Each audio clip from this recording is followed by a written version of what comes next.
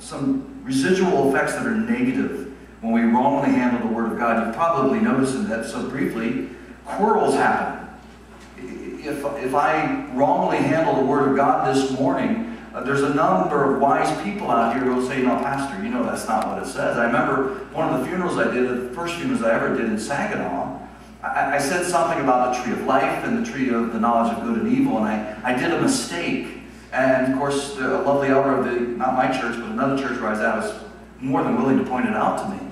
But in the end, he was right and I was wrong. And so I was happy, and I didn't quarrel with him because he's right.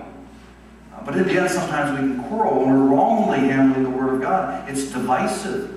Sometimes people just handle the Word of God wrongly because they want to show that they're mentally superior to you and me.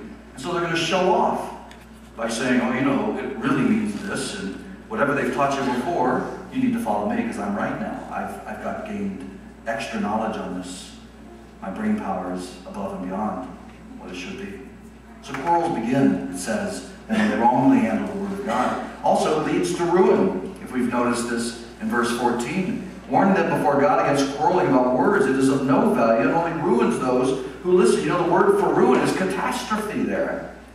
You know, if a preacher in the pulpit or a Sunday school teacher wrongly handles, it's going to ruin, eventually, the church or the individual.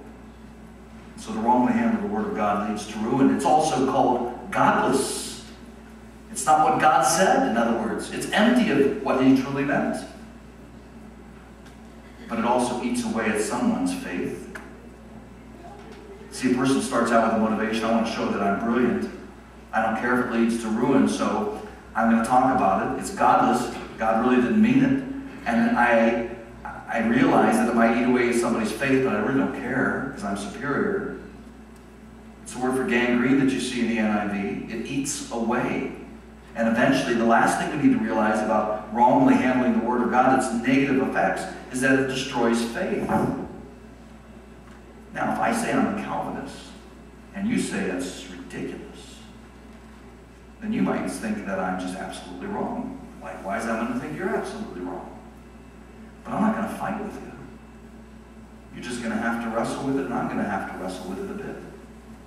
So it's okay to talk about things as long as we're not fighting about it.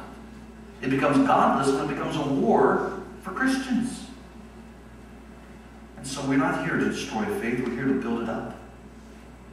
So wrongly handling the Word of God is to take it in a direction it's not intended, and God is not in it. It happens all the time in churches today. But we don't want that to happen.